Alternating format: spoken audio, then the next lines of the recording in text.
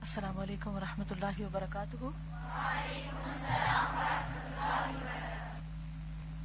نحمده ونصلی علی رسولہ الکریم، اما بعد فاعوذ باللہ من الشیطان الرجیم، بسم اللہ الرحمن الرحیم، رب اشرح لی صدری ویسر لی امری واحلل عقدۃ من لسانی یفقهوا قولی۔ فصل 36 پیج 186، گناہوں سے اجتناب اور آخرت کی نعمتیں۔ معاصی کی ایک سزا یعنی گناہوں کی ایک سزا یہ بھی ہے کہ قلب کی صحت اور تندرستی بگڑ جاتی ہے، دل بیمار ہو جاتا ہے اور دل ہی پر زندگی کا انحصار ہوتا ہے، اطمینان یا انتشار کا، سکون یا بے سکونی کا، ایمان اور نفاق کا، اور وہ بیمار ہو جاتا ہے۔ منافقین کے لیے بھی یہی کہا گیا نا کہ فی قلوبہم مرض، اس کی بیماری رفتہ رفتہ لا علاج اور لا دوا ہو جاتی ہے، اور بالآخر کوئی دوا اور کوئی خوراک اسے نفع نہیں دیتی، یعنی کوئی بھی چیز اس کی اصلاح نہیں کرتی۔ بیماریاں جس طرح جسم پر اثر انداز ہوتی ہیں، گناہ قلوب پر اثر انداز ہوتے ہیں۔ بیماری کس پر اثر انداز ہوتی؟ جسم پر، جسم کو متاثر کرتی ہے، مثلا فلو، سر درد، بخار، اس سے جسم متاثر ہوتا ہے۔ اسی طرح گناہ بیماری کی طرح کس پر اثر انداز ہوتے ہیں؟ دل پر، یعنی کوئی بھی گناہ دل کو متاثر کرتا ہے، جیسے بخار جسم کو متاثر کرتا ہے۔ گناہ قلوب پر اثر انداز ہوتے ہیں، بلکہ قلوب کے حق میں گناہ ایسی خطرناک بیماری ہے جس کی کوئی دوا ہی نہیں۔ اس کی دوا اور اس کا علاج صرف ایک ہی ہے کہ انسان گناہ کرنا چھوڑ دے۔ اگر کوشش کے باوجود بھی نہ چھوٹے تو کیا کریں؟ ہم سب کسی نہ کسی خرابی میں ضرور مبتلا ہوتے ہیں، ہم سب کی کوئی نہ کوئی ویکنس ضرور ہوتی ہے اور ہمیں پتہ ہوتا ہے، اور بعض اوقات خطرناک قسم کے گناہ کر رہے ہوتے ہیں لیکن اس کے باوجود احساس نہیں کرتے۔ اور یہ اور بھی بدتر ہے کہ انسان گناہ کرے اور اس کو احساس بھی نہ ہو کہ وہ گناہ کر رہا ہے، کیونکہ ہم فوراً تعویل کر لیتے ہیں، فوراً اپنا دفاع کر لیتے ہیں، کیونکہ ایسا ہوا اس لیے میرا یہ کرنا ضروری ہے یا تھا۔ یہ بھی منافقین کی صفات میں سے ایک صفت ہے کہ وہم لا یشعرون وما یشعرون، انہیں احساس ہی نہیں ہوتا کہ وہ غلط کر رہے ہیں اور ان کی غلطی ان کو کتنا نقصان دے رہی۔ تو جسم اگر بیمار ہو تو ہم بھی اور ہمارے آس پاس کے لوگ سبھی پریشان ہو جاتے ہیں کہ فلاں بیمار ہو گیا، اب کیا ہوگا؟ آپ اگر کسی اپنے عزیز پیارے کی بیماری کی خبر سنیں تو آپ کا حال کیا ہوتا ہے؟ سخت پریشانی ہوتی ہے۔ مثلا آپ سنیں کہ فلاں کو ہارٹ اٹیک ہو گیا تو آپ کی نیند حرام ہو جائے گی، لازماً آپ کی سلیپ ڈسٹرب ہوگی، سوتے اٹھتے جاگتے چلتے پھرتے بات چیت کرتے آپ کے دل پر اسی کا غبار رہے گا کہ اس کے ساتھ کیا ہو گیا۔ جو جتنا قریب ہوگا اس کا درد اتنا ہی محسوس کریں گے۔ تو جب کوئی بیمار جسمانی طور پر بیمار ہوتا ہے تو ہم سب دکھی ہوتے ہیں اس کا دکھ دیکھ کر، لیکن کس قدر افسوس کی بات ہے کہ جب دل بیمار ہوتا ہے، ہمارے ہی سامنے ہمارے پیارے گناہ کر رہے ہوتے ہیں اور ہمیں کوئی دکھ نہیں ہوتا، کوئی پریشانی نہیں ہوتی، اور خود بیمار ہونے والے کو بھی کوئی احساس نہیں ہوتا۔ تو یاد رکھیے کہ جتنے بھی گناہ ہیں وہ سب کے سب دل پر اثر انداز ہوتے ہیں، دل کو بیمار کرتے ہیں۔ مومن اس بیماری سے نکلنے کے لیے توبہ کرتا ہے، گناہ چھوڑ دیتا ہے، لیکن منافق چونکہ گناہ نہیں چھوڑتا لہذا فزادہم اللہ مرضا، اللہ ان کی بیماری میں اور اضافہ کرتا رہتا ہے، بیماری اور بڑھتی چلی جاتی۔ اس لیے اس بات کا تہیہ کر لینا لازم ہے کہ گناہ تو چھوڑنا ہی ہے۔ کوئی بھی جو بری عادت ہے ہمارے اندر، کوئی بھی ہماری ویکنس، اس کے لیے مختلف طریقے اختیار کریں، لیکن اہم ترین اور مفید ترین اور نافع ترین طریقہ کیا ہے کہ انسان کیا کرے؟ اللہ کے سامنے جی بھر کے روئے اور خوب خوب شرمندہ ہو کر دعا کرے، اپنی مختلف بری عادتوں کو چھڑانے کے لیے مثلا آپ ہر روز 2 نفل خاص اس گناہ یا اس خاص ویکنس یا کمزوری یا بیماری اس کے دور کرنے کے لیے پڑھ سکتے ہیں کہ جو اسی نیت سے ہوں کہ اللہ مجھ سے میری یہ بیماری چھڑا دے، مجھ سے یہ گناہ چھڑا دے، مجھ سے میری یہ کمزوری دور کر دے، اور آپ دیکھیں گے انشاءاللہ ازالہ ہوگا، شفا ہوگی.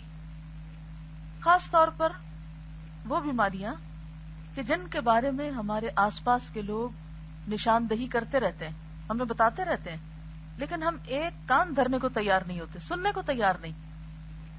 مثلا اگر کوئی شخص بد اخلاقی کا مظاہرہ کرتا ہے اور اس کے آس پاس کے لوگ اسے بتاتے ہیں کہ تم بد اخلاق ہو، تو کتنے لوگ ہیں جو مانے کہ ہاں میں ہوں؟ مانتے؟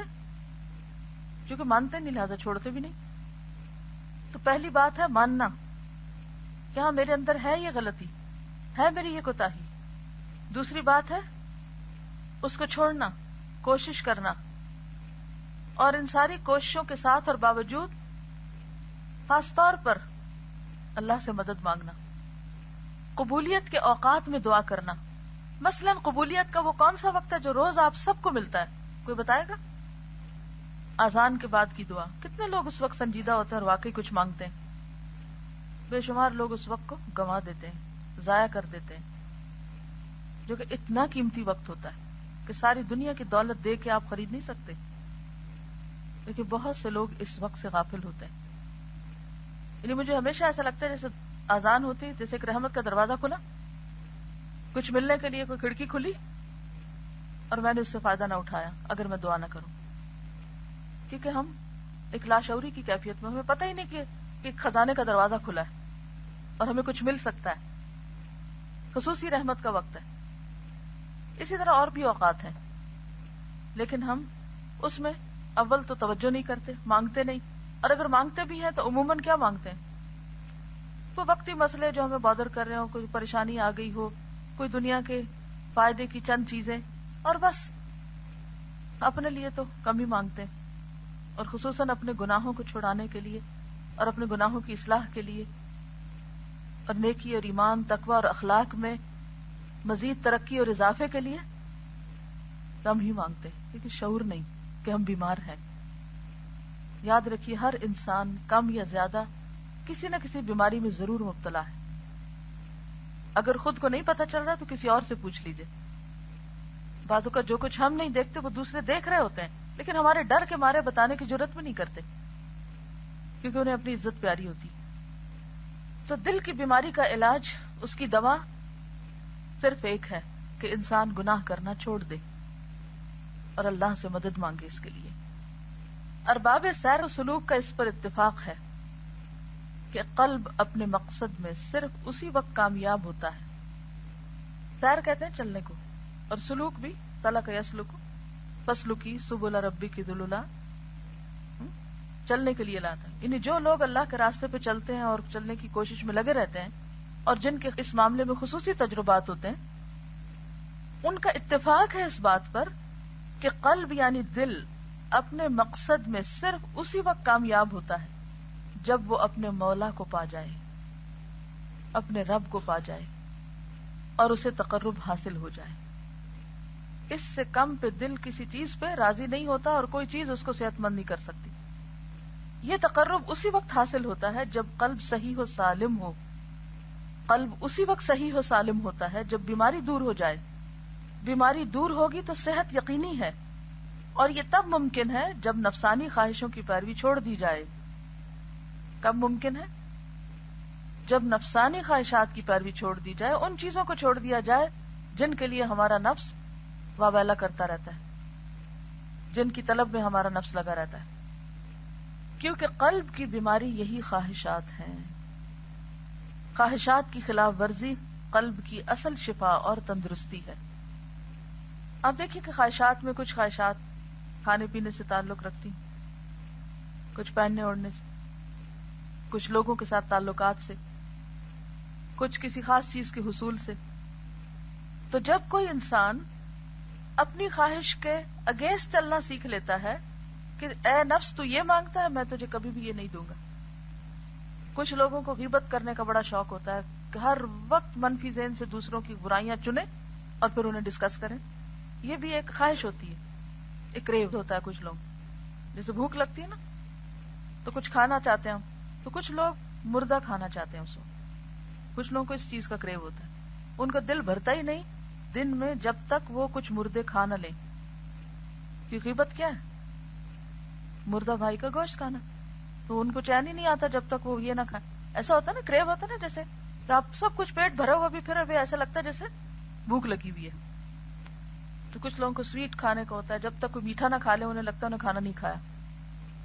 تو اسی طرح کچھ لوگوں کا دن گزرتا ہی نہیں جب تک کہ وہ کچھ لوگوں کی برائی نہ کر چکے، کہ کسی نہ کسی کا عیب نہ اچھال چکے، لیکن انہیں شعور بھی نہیں ہوتا کہ وہ کیا کر رہے ہیں. تو بات یہ ہے کہ ہر بندے کی خواہش مختلف ہے، اور انہی خواہشات کی وجہ سے دل بیمار ہوتا ہے.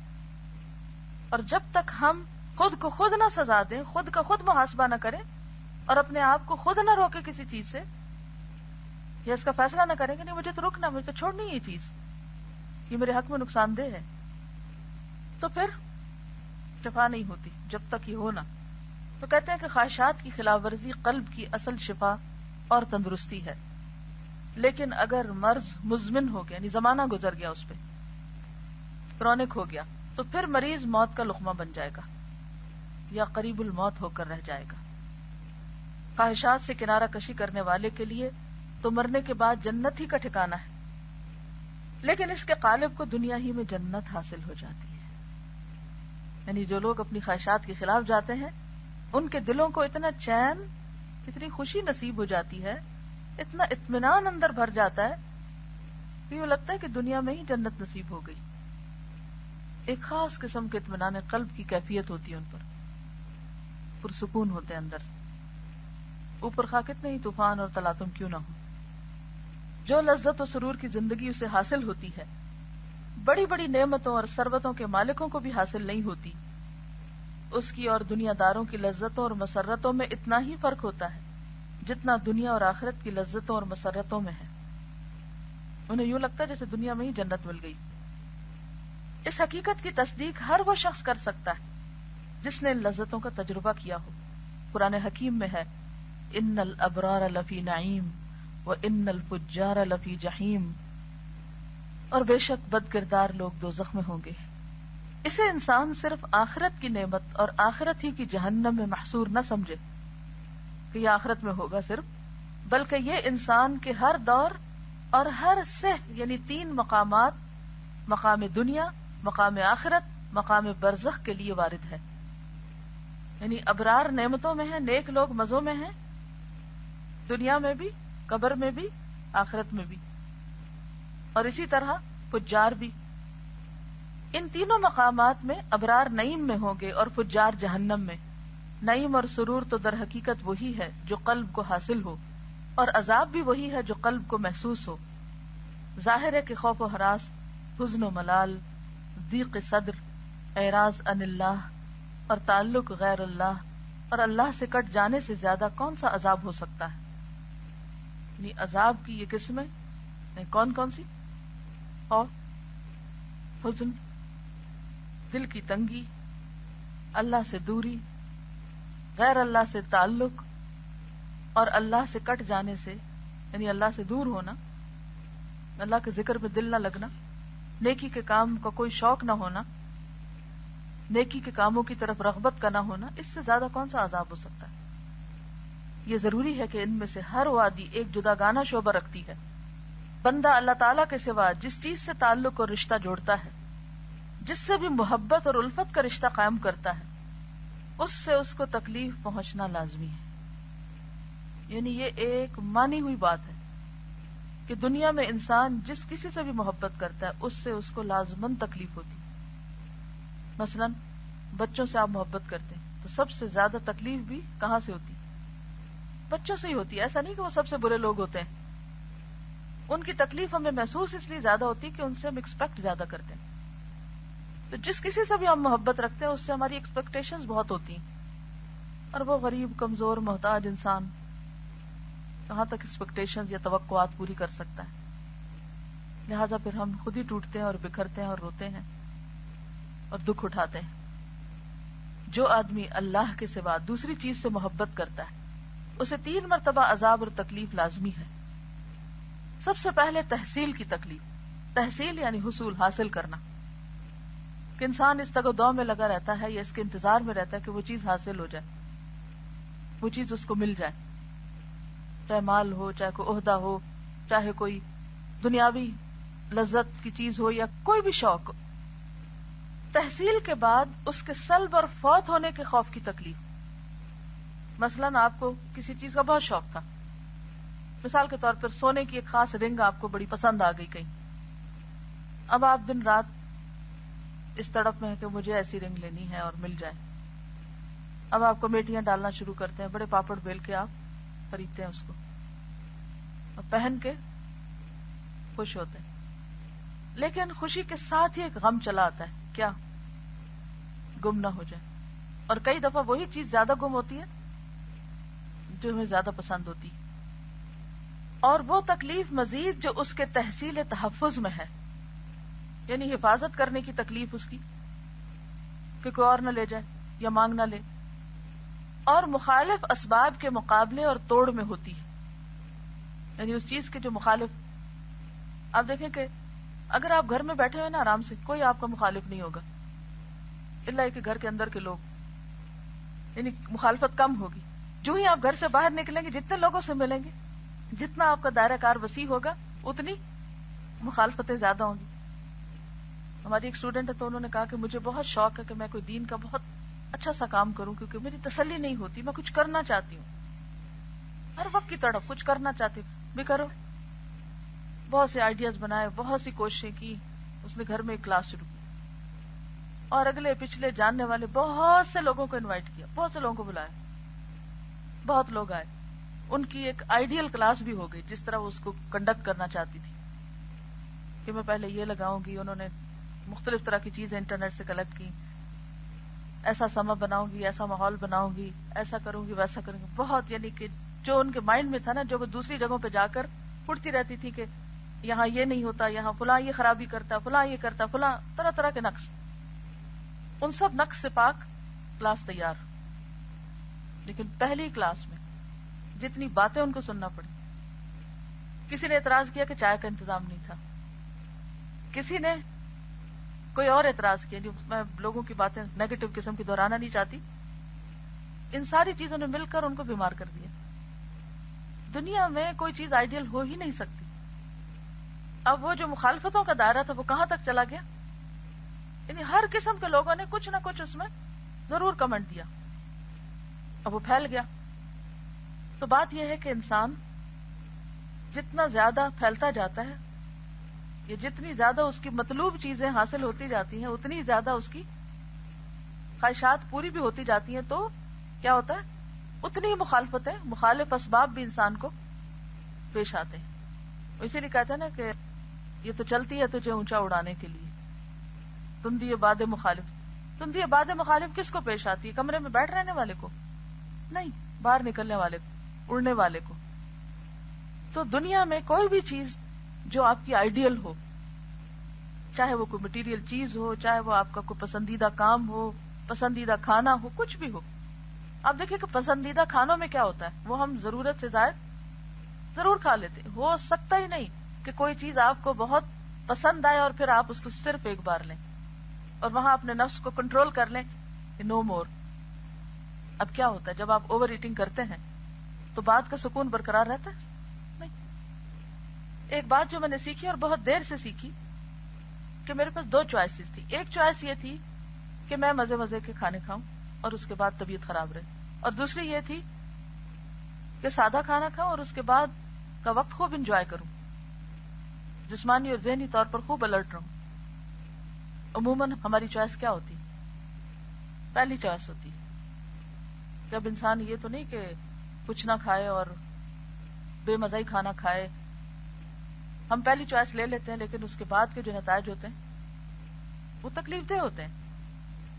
اور جب دوسری چوائس لیتے ہیں تو تھوڑی دیر تکلیف ہوتی ہے کھاتے وقت، مزہ نہیں آتا، لیکن اس کے بعد کا سارا وقت بہت پرسکون. یہی حال دنیا اور آخرت کا ہے. ہم دنیا میں مزے کر لینا چاہتے ہیں، ہر پسندیدہ چیز کو حاصل کر لینا چاہتے ہیں کسی بھی قیمت پر، اور پھر آخرت کی جنت ہی خواہ داؤ پہ کیوں نہ لگانی پڑے. اور اس کے برعکس اگر ہماری دنیا کی چوائس جو ہے وہ معمولی ہو اور اس میں ہم ضرورت کے ساتھ گزارا کر لیں اور صرف حلال طریقے اختیار کریں اور باقی لذتوں اور راحتوں کو آخرت کے لیے چھوڑ دیں تو وہ دیر پا ہے ہمیشہ ہمیشہ کے لیے. اب دیکھیے کہ دو جنتیں ہیں نا, ایک دنیا کی اور ایک آخرت کی. دنیا کی جنت کو پانے کے لیے لوگ دن رات ایک کیے ہوئے انتھک محنت کرتے ہیں, لیکن آخرت کی جنت اس کے چاہنے والے سوئے رہتے ہیں. اس کے چاہنے والے اس طرح پریشان نہیں ہوتے, نہ اس طرح محنت کرتے. امیجن کریں نا کہ کچھ لوگوں کی آئیڈیل دنیا کی جنت ہوتی, اس کے لیے ہر ذریعہ اور طریقہ اختیار کرتے ہیں, لیکن جب آخرت کی بات آتی ہے تو ہم محنت چھوڑ دیتے ہیں, صرف تمناؤں, امیدوں, وشفل تھنکنگ سے ہی کام لیتے ہیں. فرق تو پھر ہوگا نا. صحابہ کرام اور ہم میں فرق کیا ہے؟ وہ آخرت کے لیے جیتے تھے, ہم دنیا کے لیے جیتے ہیں. ان کی کوششیں کسی اور ڈائریکشن پہ تھی, ہماری کسی اور ڈائریکشن پہ. ہم یہی سب کچھ لے لینا چاہتے ہیں. تو بہرحال یہ کہتے ہیں کہ جو آدمی اللہ کے سوا دوسری چیز سے محبت کرتا ہے اسے 3 مرتبہ عذاب اور تکلیف لازمی ہے. سب سے پہلے تحصیل کی تکلیف, تحصیل کے بعد اس کے سلب اور فوت ہونے کے خوف کی تکلیف, اور تکلیف مزید جو اس کے تحصیل تحفظ میں ہے اور مخالف اسباب کے مقابلے اور توڑ میں ہوتی ہے, اور طرح طرح کی مشقتوں کا بار اٹھانا پڑتا ہے. تیسری مرتبہ وہ عذاب ہے جب اللہ تعالیٰ اس چیز کو اس سے سلب کر لیتا ہے, یعنی موت کے وقت وہ چیز اس سے جدا ہو جاتی ہے. یہ 3 قسم کا عذاب تو اسے دنیا ہی میں ملتا ہے. عالم برزخ میں بھی 3 ہی قسم کا عذاب اور تکلیف ہوتی ہے. عالم فراق, جدائی کا رنج و غم, کہ اب دوبارہ اسے وہ چیز نہیں مل سکتی. موت ہر لذت کو چھین لیتی. موت ہاضم اللذات, ہاضم اللذات, ہر لذت کی توڑنے والی. اس وقت جو کچھ آپ کے گھر پہ پڑا ہوا ہے, چاہے اس کی ویلیو ملینز ہی کیوں نہ ہو, اگر اس وقت آپ چاہیں کہ اس میں سے کوئی چیز اٹھا لیں, اٹھا سکتے ہیں؟ نہیں, کیونکہ آپ کنفائنڈ ہیں اس وقت یہاں اس کلاس میں, پیچھے آپ ہاتھ نہیں بڑھا سکتے. لیکن پھر بھی چوائس ہے کہ جا سکتے ہیں, جا کے کسی وقت اٹھا سکتے ہیں, لے سکتے ہیں اپنی پسندیدہ چیز. لیکن قبر میں ایسا نہیں ہو سکے گا. زمین کے اندر جانے کے بعد زمین کے اوپر کی, گھر کی, آپ کے بینک کی, آپ کی جائیدادوں کی, آپ کی پسندیدہ ترین چیزوں کی, میموریز کی, کوئی چیز آپ واپس نہیں لے سکتے. یہ فراق لازم ہے, یہ جدائی لازم ہے, اور یہ تکلیف دہ ہے. پھر فوت نعم عظیم, فوت میں نے فوت ہونا, نعیم نعمت, عظیم بڑی, یعنی مسرت عظیمہ کے فوت کا الم و رنج, یعنی خوشیوں کا فوت ہو جانا. اور تکلیف کے دنیا میں وہ ایسے کام کرتا رہا جو اس نعیم عظیم کے سراسر خلاف تھے. یعنی اسے دکھ یہ ہوگا کہ دنیا میں اس نے وہ کام کیوں نہ کیے کہ جس کی وجہ سے قبر راحتوں یا نعیم کی جگہ ہوتی, اور جس نعمت اور سرور کے لیے اس نے خلاف ورزی کی تھی اب وہ بھی فوت ہو گئی. دوسرا علم حجاب, علم کیا کہتے ہیں؟ دکھ درد کو, حجاب پردہ, اور علم حسرت کہ اس کے اور اللہ تعالی کے درمیان ایک زبردست حجاب حائل ہو جاتا ہے. یہ بہت بڑے دکھ اور تکلیف کی بات ہے کہ ایسے لوگ اللہ کا دیدار نہ کر سکیں گے جو اللہ کو ناراض کرنے والے. اللہ تعالیٰ ان کو دیکھنا بھی نہ چاہے گا اور وہ اللہ کو دیکھ نہ سکیں گے. ذرا تصور میں لائیے یہ بات.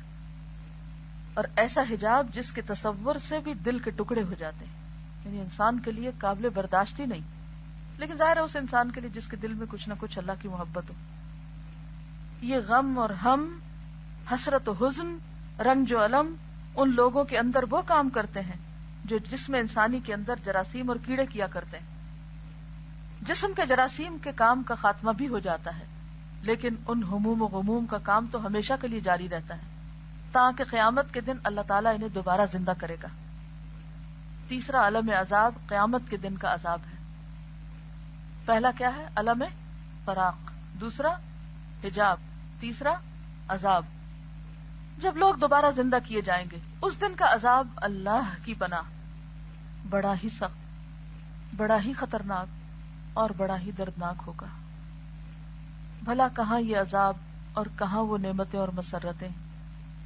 پروردگار عالم سے انس اور اس سے محبت، اس کے دیدار کا اشتیاق، اس کے ذکر کی حلاوتیں اور لذتیں، اور ان تمام برکتوں کو سامنے رکھ کر قلوب کی مسرتیں. اور یہ خوشیاں اور مسرتیں کیسی اور کس قسم کی ہوتی ہیں، اس کا اندازہ اس سے ہو سکتا ہے کہ حالت نزع میں بعض مخصوص بندوں کی زبان سے مارے خوشی کے یہ نکل جاتا ہے وَطَرَبَا، رب کی ملاقات کس قدر مسرت آ گئی. بعض مرنے والے کے چہروں پر اسمائل ہوتی، خوش ہو جاتے ہیں اس وقت اس ملنے والی نعمت اور راحت سے جو ان کے سامنے آتی. اور بعض اللہ والوں کی زبان سے نزع کے وقت یہ کلمات نکل گئے کہ جو حالت اور کیفیت اس وقت ہے اگر اہل جنت کو میسر آ جائے تو ان کی عیش اور زندگی خوشگوار تر ہو جائے. بعض کی زبان سے یہ نکل گیا یہ مساکین اہل دنیا دنیا چھوڑ کر چلتے بنے، لیکن افسوس انہوں نے زندگی کی لذتیں نہیں چکھی، افسوس میں ان لذتوں سے محروم گئے جو ان کی لذتوں سے کہیں زیادہ قیمتی اور بہتر تھی. اللہ کے بعض بندے اس حالت میں یہ کہتے نظر آئے کہ ہمیں جو چیز میسر ہے اگر بادشاہوں اور بادشاہ زادوں کو معلوم ہو جائے تو ہماری گردنیں اڑا دیں، تیر و تلوار لے کر ہم سے لڑنے آ جائیں وہ نعمتیں چھیننے کے لیے جو ہمارے دلوں کے اندر ہے، سکون جیسی دولت. بعض یہ کہہ اٹھے دنیا میں بھی ایک جنت ہے اور جو شخص اس جنت میں داخل نہیں ہوا وہ آخرت کی جنت میں کبھی داخل نہیں ہوگا. وہ کہاں ہے دنیا کی جنت؟ وہ کہاں ایگزسٹ کرتی ہے؟ دل کے اندر. ایسا دل جو رنج و غم کے باوجود ایک خاص سکون اور خوشی میں ہوتا ہے، اطمینان میں ہوتا ہے، بڑی سے بڑی بات پر اندر سے مطمئن ہوتا ہے، کسی چیز کے کھونے پر، کسی چیز کے جانے پر، کسی نقصان پر وہ مضطرب نہیں ہوتا، وہ ٹھہرا رہتا ہے. اپنے دلوں کو ٹٹولیے، کیا یہ جنت پائی ہے؟ اگر نہیں تو کیوں نہیں؟ کیونکہ دنیا کی محبت میں گرفتار ہے، اصل کو چھوڑ کر نقل سے محبت کر رہے ہیں، اعلیٰ کو چھوڑ کر ادنا کی طرف بھاگ رہے ہیں، بہترین کو چھوڑ کر کم پہ راضی ہو گئے. آج گھر جا کر اپنے لیے لکھیے کون سی چیزیں مجھے تکلیف دیتی ہیں، کیا کیا ہرٹ کرتا ہے، کیا کیا دکھ دیتا ہے، کس کس بات پہ پریشان ہوتی، کون سی چیز مجھے رلاتی، اور اس کے آگے بڑے بڑے کراس لکھیے، بڑے بڑے کراس ڈالیے کہ یہ چیزیں اس لائق نہیں کہ میں ان پر اپنے قیمتی آنسو بہاؤں، یا یہ چیزیں اس قابل نہیں کہ میں ان پر دکھی رہوں. مجھے اپنے آپ کو ان سب بندھنوں سے اور غلامیوں سے آزاد کرنا ہے اور بہتر کی طرف جانا ہے، بہتر کی کوشش کرنی. اے وہ انسان کہ جس نے ایک قیمتی چیز کو کھوٹے سکوں کے عوض فروخت کر ڈالا، افسوس تو نے بڑے سے بڑا خسارہ اٹھایا، اور اس سے زیادہ افسوس یہ کہ تو اس خسارے کو سمجھ بھی نہ سکا. افسوس اگر تو اس متاع گراں بہا کی قیمت نہیں جانتا تھا تو تو نے ان لوگوں سے کیوں نہ پوچھ لیا جو اسے خوب جانتے پہچانتے اور سمجھتے تھے. یا للعجب، تیرے پاس جو متاع اور سامان تھا اس کا خریدار خود اللہ تعالی تھا. ان اللہ اشتری من المؤمنین انفسهم واموالهم بان لهم الجنہ. کسی کو غم ہے لوگ میری عزت نہیں کرتے، کسی کو غم ہے لوگ میری قدر نہیں پہچانتے، کسی کو غم ہے کہ مال نہیں ہے، کسی کو غم ہے کہ اولاد نافرمان ہے، کسی کو غم ہے کہ شوہر محبت نہیں کرتا، کسی کو کسی اور چیز کا غم ہے. کیا واقعی ہمارا دل اتنی معمولی چیز ہے کہ اس میں یہ سب کچھ بھر کے رکھے؟ نکالیں ان سب چیزوں کو باہر اور ڈالیں اس میں اللہ کی محبت. دنیا کی چیزوں میں سے، دنیا کے انسانوں میں سے کوئی انسان، کوئی چیز اس قابل نہیں ہے کہ اس کا غم لے کے پالے ہم اپنے دل میں. نہ اولاد ہمیں اللہ کے عذاب سے بچا سکتی ہے، اور نہ شوہر کہیں کام آ سکتا ہے، اور نہ کوئی اور رشتہ. ہم انسانوں کے غم میں کیوں روئیں؟ دنیا کی حقیر چیزوں کے غم میں کیوں روئیں؟ ان کے جانے ٹوٹنے اور چھننے پر. چند سکوں کی چیز، جب کوئی چیز ٹوٹ جائے نا، یا کوئی پیاری سے پیاری چیز یا کوئی قیمتی سے قیمتی چیز ختم ہو جائے کسی بھی وجہ سے، بعض اوقات کبھی چوری ہو جاتی، کبھی چھن جاتی، کبھی ٹوٹ جاتی، تو ہمیشہ سوچا کرے کیا ان چند سکوں کی خاطر میں اپنا آپ کھپاؤں اور گواؤں؟ اسی وقت چھوڑیں، بلائیں اس کو اور اپنے کام میں لگ جائیں. میں ایک سفر نامہ پڑھ رہی تھی کسی کا، تو انہوں نے لکھا ہوا تھا اس میں اپنے مختلف تجربات، اور اس میں ایک تجربہ یہ لکھا ہوا تھا کہ وہ کہیں پر گئے تو وہاں انہوں نے اپنے بارے میں ایک رسالہ دیکھا جس میں ان کے خلاف بہت کچھ لکھا ہوا تھا. تو کہتے ہیں کہ دیکھ کر مجھے سخت قسم کا رنج پہنچا اور میں نے سوچا کہ میں خوب ان کی خبر لیتا ہوں اور خوب لکھتا ہوں ان کو جواب. جنہوں نے میرے بارے میں یہ سب لکھا ہے میں ذرا ان کی خبر لیتا ہوں. کہتے کاغذ قلم اٹھایا اور لکھنے لگا تو اللہ نے دل میں خیال ڈالا کہ تم اپنی انرجی اس کام پہ لگاؤ گے, اٹھو اور اپنی فلاں کتاب مکمل کرو جو کافی عرصے سے اس انتظار میں ہے کہ وہ لوگوں تک پہنچے.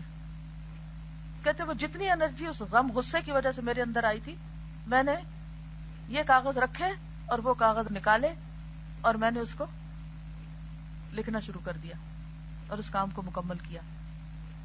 یہ ہوتا ہے نیگیٹو کو پازیٹو میں بدلنا. جب لوگ پریشان کریں, جب لوگ سارے اکٹھے ہو کر آپ کے خلاف ہو جائیں تو آپ کیا کریں؟ تعمیری کام شروع کر دیں. اور لمحے بھر کے لیے بھی ٹھیک ہے, انسان ہے, تھوڑی دیر کے لیے آتا ہے دل میں, لیکن اس کیفیت کو اپنے اوپر طاری نہ ہونے دیں کہ اپنے آپ کو بیکار کر لیں, اپنی صلاحیتوں کو زنگ نہ لگنے دیں. یا للعجب, تیرے پاس جو متاع اور سامان تھا اس کا خریدار خود اللہ تعالیٰ تھا, جس کی قیمت جنت المأوا کے چمن تھے, جس کے ہاتھ بیع و شراء خرید و فروخت کا سودا ہو رہا تھا, جو اللہ کی جانب سے قیمت کی ذمہ داری لے رہا تھا. وہ خود سفیر الہی, رسولوں پیغمبروں کے امام حضرت محمد رسول اللہ صلی اللہ علیہ وسلم تھے. افسوس پھر بھی تو نے اپنا مال و اسباب کم اور گھٹیا داموں فروخت کر دیا.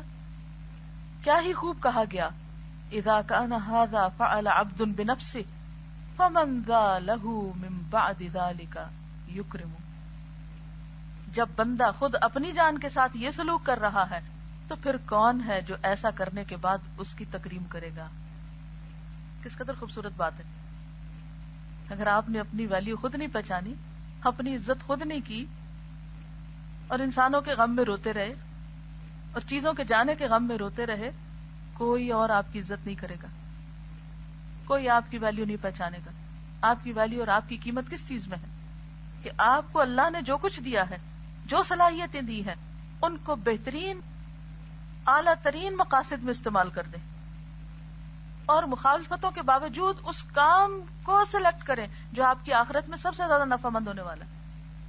چاہے لوگ اس کی قطعاً پرواہ نہ کریں, قطعاً قدر نہ کریں, لیکن آپ کو پتا ہوتا ہے آپ کے اندر اللہ نے کیا صلاحیت رکھی ہے اور آپ کس کے قابل ہیں. آپ کے یہ سکے کہاں زیادہ پروفٹ لا سکتے ہیں, اور لوگوں کی باتوں کی قطعاً کوئی پرواہ نہ کیجیے. ان سارے طوفانوں کے بیچ میں پرسکون رہ کے کام کرنا سیکھیے, ورنہ آپ کبھی بھی کچھ نہ کر سکیں گے. تو ایسے تمام لوگ جو چھوٹی چھوٹی باتوں پہ غم کھاتے رہتے ہیں, گھلتے رہتے ہیں, گھن لگا لیتے ہیں, اپنے آپ کو آئسولیٹ کر لیتے ہیں, زندگی کی ساری نعمتوں اور رحمتوں اور لذتوں سے محرومی اختیار کر لیتے ہیں, وہ دراصل اپنے آپ کو شدید نقصان پہنچا رہے ہیں. وَمَن يُهِنِ اللَّهُ فَمَا لَهُ مِن مُكْرِمٍ إِنَّ اللَّهَ يَفْعَلُ مَا يَشَاءُ سورۃ الحج آیت 18. لوگوں کے رویے, حالات کا ناموافق ہونا بھی اللہ کے اذن سے ہوتا ہے. ان اللہ یفعل ما یشاء, اللہ جو چاہتا ہے کرتا ہے.